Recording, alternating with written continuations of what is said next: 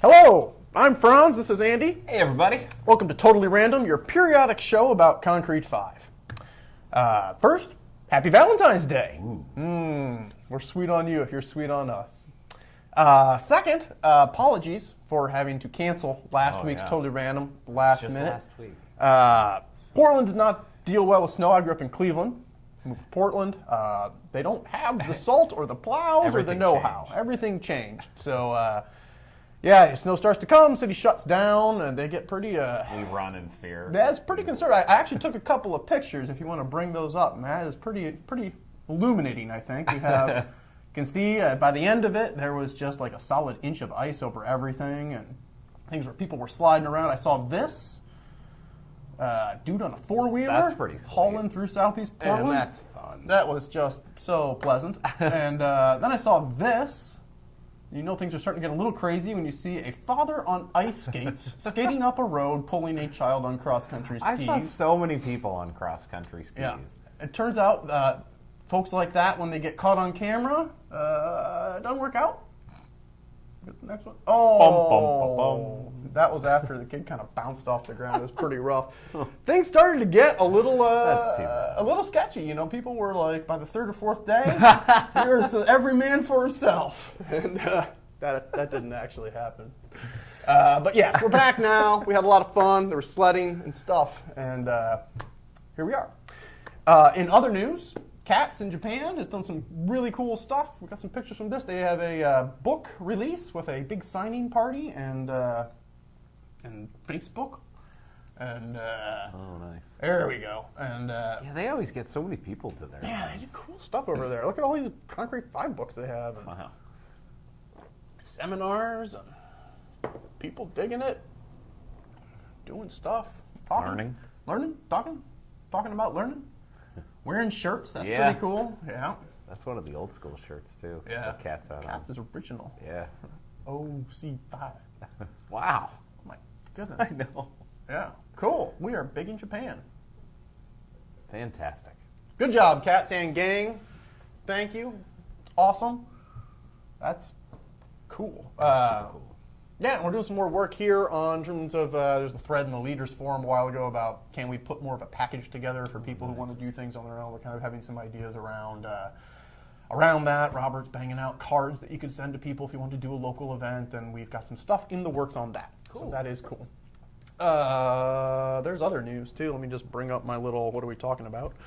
Oh, we're talking about Squirrel Host. So on Twitters, there's Squirrel Hosting. It's not just for squirrels. They are really into concrete5, so we're into them. And they are doing kind of their own how-tos, which is pretty cool. Nice. Yeah, handy stuff that they have found that people could use some help with. And they got these sassy screenshot styles and whatnot. It's pretty cool. Yeah, they're probably in a position to get those sorts of questions often. How do I do X, Y, and Z? Yeah, so we've been seeing you guys on Twitter and occasionally reposting your stuff. And I mean, I'd say correcting it, but you pretty much have it right. So thanks, Squirrel. Good job. Appreciate that. What else did we do? We had that Fight the Power thing. We did. Earlier in the week. Let's take back the internet. Take it back. That was cool. Yeah, it seemed like most people dug that. We did the little, there's an add-on for it. It was kind of past the time of carrying anyways, but it was like a tell the NSA to leave us alone kind of thing. And, yeah. I did get one person saying, oh, I think your site's been hacked because there's like political messages on it. That's not really a political message. It's not really good for business to have all of our data be snooped over by the government. So, you know, if you like the whole Silicon Valley internet America thing, probably be good if we stopped doing this, gang. Anyways, there was that. And big news is there's a 5.6.3 release candidate. Yes. It is available cool. for download. It is on the downloads page a little bit below the latest stable release. It's got some minor caveats, just the standard, make sure you back things up and don't run this in production quite yet, but it is dialed in and it's not going to change. It's not going to change too much at all. We're really just putting this out there to see if there are any big things that we have that we've missed that we need to get cleaned up before we make this the latest stable release for everybody. Just a lot of bug fixes. Yeah. No huge UI lot of bug tweaks fixes. on this. Just trying to keep 5.6 stable as we continue to poke around at 5.7. That is the news as I know it. Am I forgetting any? I don't think so. All right. I think that is. Yeah. That's the news. So let's do what we can with the Karma pictures.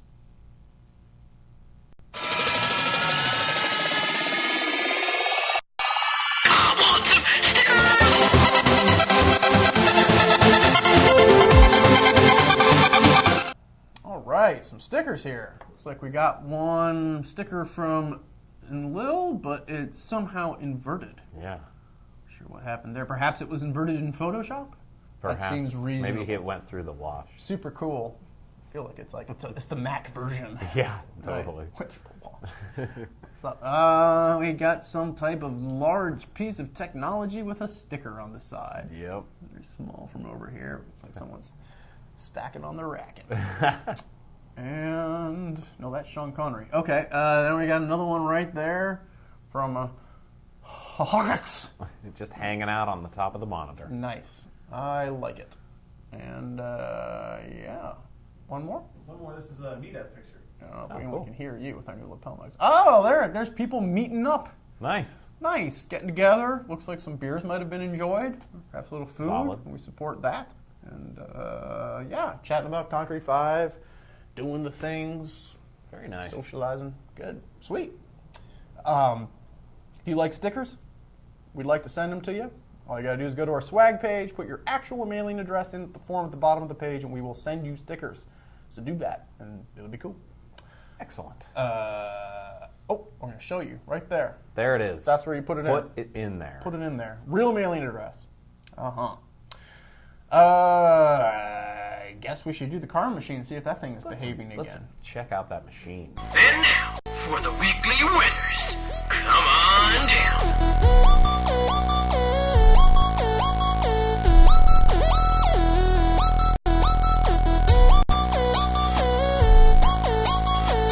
And now, for the weekly winners, come So, looks like we've got a page here. This is Karma points that are coming in. If you don't know, we gamified the experience of open source, and you get points for doing stuff. You can help people in the forums, and if they mark your question as the official answer, you get points. You can promote the project with a referral link, or you can do work, and we kind of grant points to folks as they go. Did the machine run? Yeah, it looks like it says February did. 14th. I cannot read a thing from over here, and Matt doesn't have a mic, so there's some people who have won stuff, and that's great for them. I can sort of be heard. Okay. So, if you can hear me, Lackaday's got a copy of the Formidable add-on for helping out. Hutman sent us that great picture of the meetup in Minnesota there, and they got a Metropolis theme, and Talikman got a copy of the theme scheduler for doing work. Great. Nice. Awesome. Well, thank you. That is awesome. We appreciate everything that everybody does. It's exciting to be part of something that's so much bigger than any of us. Not that we're particularly big, but It's a lot bigger. It's a lot bigger. It's cool. There's that. I think we're ready for PRB. Yeah. Introducing Great Choice by Greg Joyce.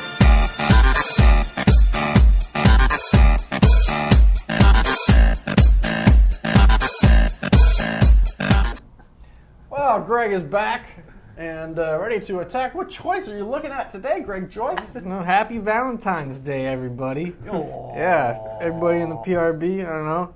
It's, like most holidays, probably from some horrible, terrifying pagan, Sure. roots, but Eat now the it's... heart of your friends. Or some cold, unfeeling greeting card corporation. Right, or yeah. something. I mean, we've moved to a much safer kind of thing, but with its own, setbacks. But yeah, so, it's a good day. You should choose us.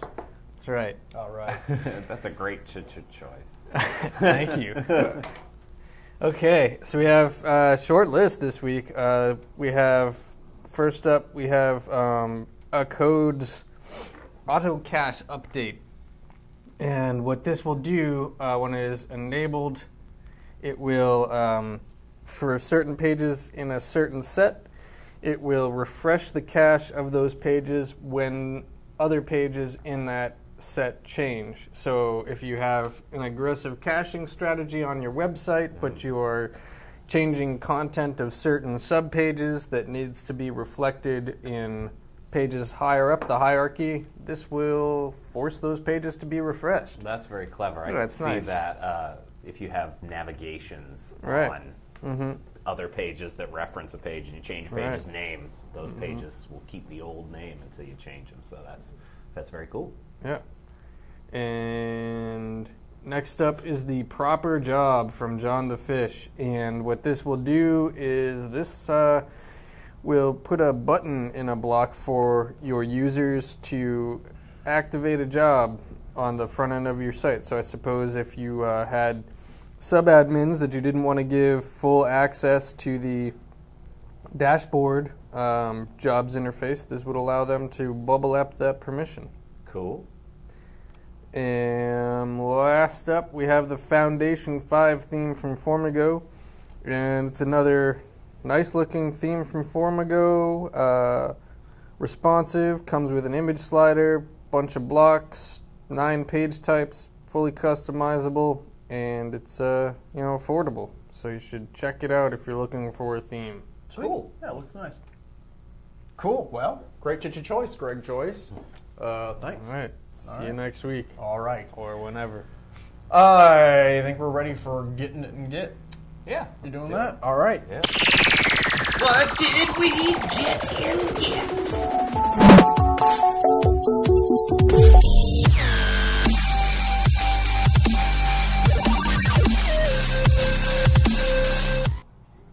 All right. Here we are. All right. Looking at a pull request there, huh? Yes, that is correct. So anyone who's active in Git probably has seen a flurry of activity over the last couple weeks, and this is one of the pull requests that we've pulled in. There have been so many, so thanks to everyone who's been submitting pull requests. We are getting to them faster, and they are making concrete5 better.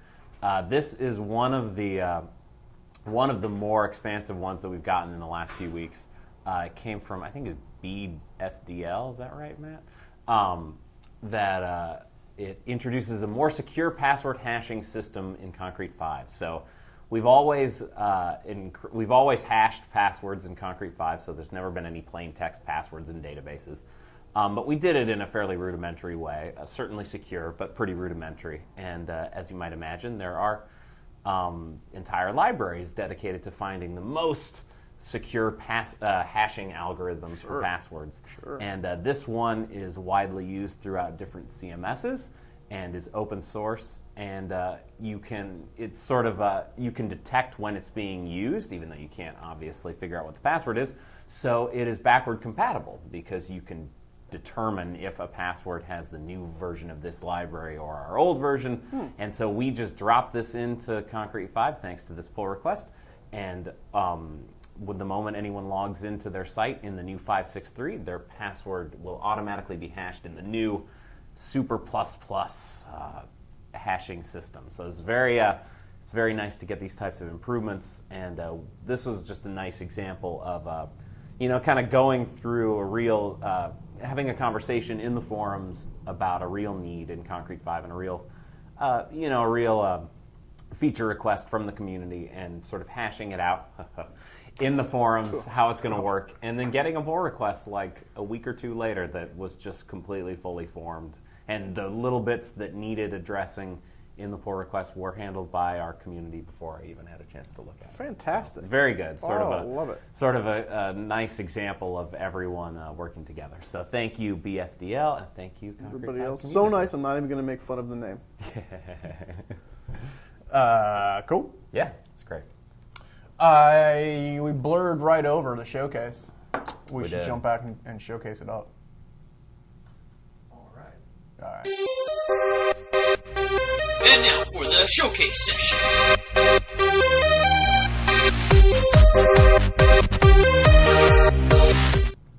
Well, we sent out started using intercom on our site, which is an interesting little way to kind of communicate with people who have signed up. And through that, we discovered that Muscle Milk is built with concrete5.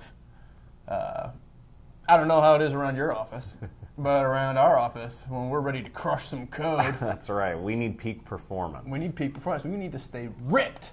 And Red Bull doesn't cut it for us. Nope. We need muscle milk.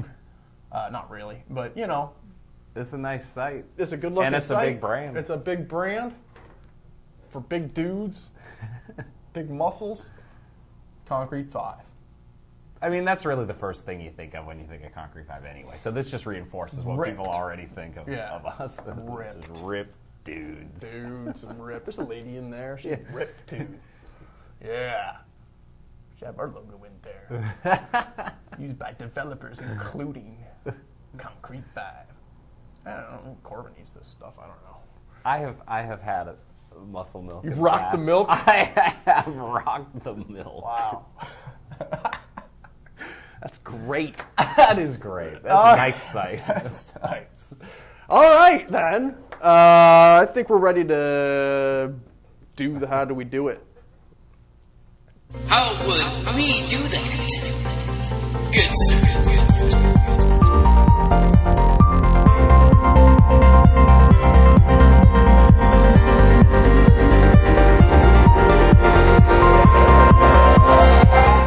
Doing stuff. All right, so a few questions from how to do. If you want to ask us a question, you can jump into IRC. We're hanging out in there right now. Sweet. You can also post it on Reddit. We're going to look at that thread too. Reddit's a cool site where you can post messages. Some fella here, Ryan, says on Facebook, is it possible with advanced permissions to set a user group to be able to use Composer to create new pages in a way that aren't live until approved by admin? Sure. Could they use workflows?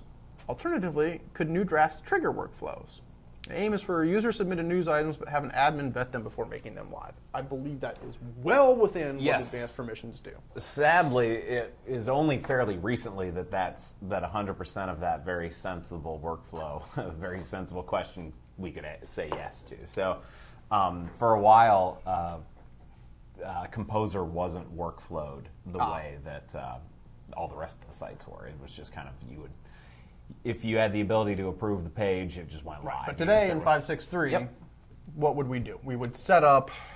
We would, wherever those pages are being approved to, the target area in the site, the target parent page, basically, we would make sure that page, that pages below that page were set to inherit the permissions of that page, and we would make it so that any page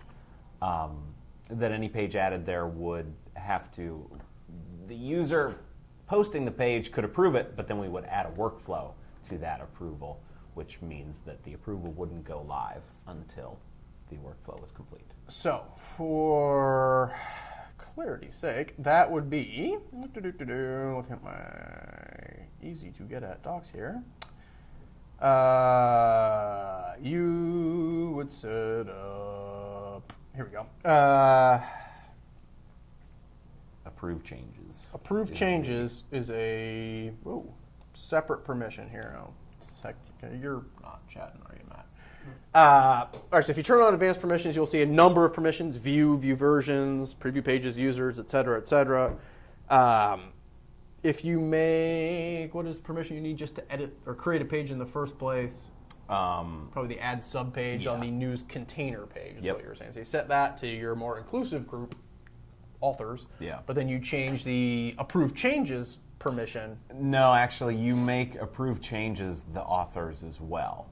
Okay, that's and then normally that would just mean they could approve the page once they were done with it. But then if you actually click on approve changes, you'll see a workflow tab, and then you apply a workflow to that, which means that approval won't actually fire until the workflow is started. Right. So the way to think about that is the permission, who can get at the permission is kind of like who starts it. And if you attach a workflow to that permission, it's like, well, what actually happens on after that permission has been started. So hopefully that is reasonably clearish. All right. And let me go over to Reddit. Okay. Oh boy. Oh boy, oh boy, oh boy. All right, so I have some feedback about interface, blah, blah, blah. Recently, some bigger sites just need for workflows. consistently, our clients get confused around advanced permissions approved changes. That's not just what we were talking about. It just means it sounds like there is no workflow, and with content we submit to workflow, they often leave a user out and submit, blah, blah, blah. Approve changes. Is that really what I'm doing? No, you're really submitting to workflow. So this is basically a request to, hey, if I've got a workflow attached to a page, can that button change so I'm not? I feel like it does. I feel like it might. Yeah, it totally does. Yeah. Maybe it's a version stuff. Or is that in advanced or in our enterprise workflow stuff that perhaps It might be, it? but I am almost positive that it's in the core. That blue button that usually says approve becomes submit to workflow. Yeah. So there's that. Any chance of bringing back the random part of Totally Random? Karma Lottery back for maybe just helping. And the old school. Oh yeah, I always around like for the a old while. school way. I mean, that's why we're called Totally Random, is because we used to do all this insane lottery type. You don't get physical tickets, but for all the karma points, we kind of assign tickets, and then we pick a number, and Yeah, so it was that way it's not always the number one person who wins. Yeah, they just have a slightly better shot. Right. And then we would go out and actually find random numbers. We would leave the office. Yeah. And which I'd rather not go ever to do, museums and that so. kind of stuff. It was really fun. That was good times for me. Yeah. It was a surprising amount of effort to make that Yeah. come together. So It we've took a we've day of figuring out numbers that shockingly weren't that random. that once random you after all. actually- So it just wasn't a great use of our time. So probably not if you want to see 5.7 anytime soon. Is there any way to control how components of themes are cached? Is this a John the Fish question? Whenever we update an image that's part of a theme, we have to reset concrete5's cache. It would be nice to avoid the reset if possible. Well, this would only be the case if you Add caching on. if you were doing full page caching, I would think.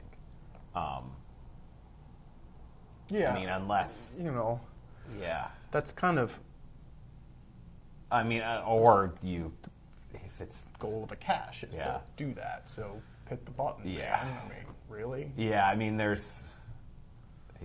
think you might be out of luck. on You that could one. like script a way to hit the button. Make Yeah. your life easier or You something. certainly could do that. You could running that. That's just like one line of code. So there's any number of ways you could call that clear cache stuff. Whenever we update different an ways. image that is part of the theme, I wonder what he means by that. Is that like a page default, or is he like actually in the file system updating images? Yeah.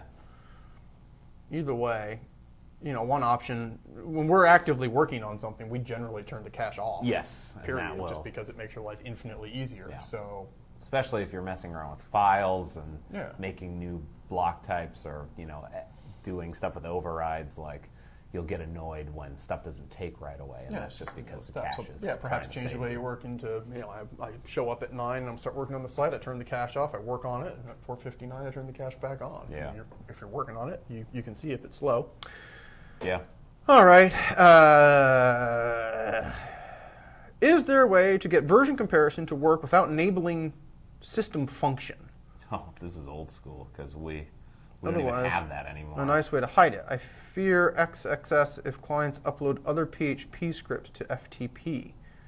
What am I talking about, man? Is Now, this, see, I thought the thought this first was half gonna of this be, question I thought was the old ye old Python. yeah, we version had a compare Python. The only script bit of Python that was in. that tried to do HTML based diffing, sort of a visual comparison of HTML, which shockingly is hard and didn't do a great job. So we just kind of got rid of it for the sort of tab based comparison Yeah. where you flip between them, which works really nice. Yeah, it's a little bit more real. Yeah, but then the second half of that seems to he be a in? different thing. All right, you're in IRC here. What version are you talking? Yeah, I think an upgrade would fix that as much as it removes that old feature. Yes, completely Problem solved. Well, the truth of the matter, which I'll happily share with you, but only you, Internet, is Only you, everyone. that script is rough stuff, man. I mean, Yeah. it's nice that it works at all, but doing a version comparison on HTML is it's- like putting a man on the moon. Yeah. I mean, there's so many different wrapping type things, and Any real world examples, it seemed to fall flat. it was a on great more demo, often. but it would often think that things that were new were not, or highlight a bunch of space that you added in a way that was like, this is not really telling me what I want to know. And then as you get into block stuff, so the solution in 5.6, I think it's 5.6 and better, I think, is that there's like a tabbed interface where you can see the page before and after, and you can switch between them. Which now is you can compare 3 versions. as many as you want, which is just very sane. Yeah. 9 months backwards, so let's set it up. Yeah, make sure that make sure you're upgrading 5.6. You should not be seeing that highlight stuff anymore. It should be a tabbed interface. Because and that was the only Python script that we used at all, and so it created a whole bunch of requirements that we didn't really want. And it did lead to some weird, some code that never felt 100% safe, in that we would render both pages and save those pages to the file system, and then pipe that output through to these scripts. And so it's like, kind of funky. This is a little. What if something else makes its way? That's not coming back. There's no the risk to reward of building a script to do HTML version comparison is beyond my pay grade. That's an entire separate service that you could pay money on. I don't know who would pay for that, but it sounds hard. Does C5 perform decently if the entire site, HTTP server or MySQL versus database, is on a VM? I think it does, actually. A year or two ago, I would have said no to this, but we've been doing a bit more work in the office with Vagrant, which uses any virtual machine, but we use VirtualBox to kind of get our development environments for complex projects all synced up so that we're all on the same page. And it seems to do a pretty good job, especially with the recent 5.6 that's not performance improvements. Yeah, performance improvements. Really, it seems to be working pretty well for us. Well, obviously a VM with what? Sufficient, with sufficient... With 128 memory, probably not, but yeah, it definitely, there's no bottlenecks built into it that you couldn't, there's nothing intrinsic about a VM that I think is going to cause problems with it. There you go. What are the plans, if any, for updating jQuery, ADODB, Bootstrap, etc.? It's a 5.7 question. I think. Definitely none in 5.6.3. That is basically for security and bug fixes. 5.7, we have updated jQuery to 1.9 point, whatever the latest stable is. Bootstrap is Bootstrap 3 in 5.7. What was the other? ADODB has been updated in 5.7. And so a those whole lot of yeses is what you're getting. So right there. that is all coming in 5.7 mostly, because we don't like to swap out core fundamental things. And there's some new stuff that we're using in 5.7 too. Yeah, right. Some new libraries that we're borrowing parts of. There are lots. Things like Dynatree, which is a tree builder plugin. We updated jQuery UI.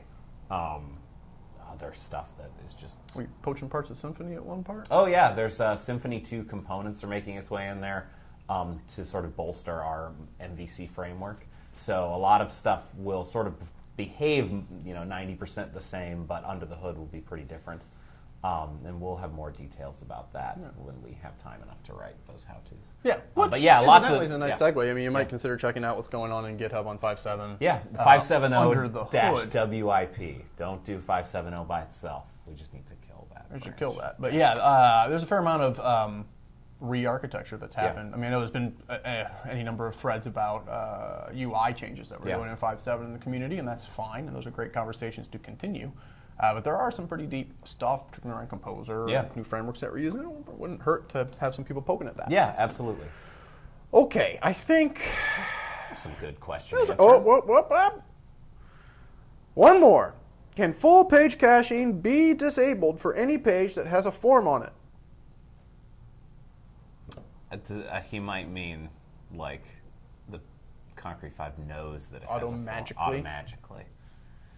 Now, there is a setting in there, which I'm sure you know, but I'm going to say it anyway. There is a setting in there that says enable full page caching if on a page if the blocks on the page support it.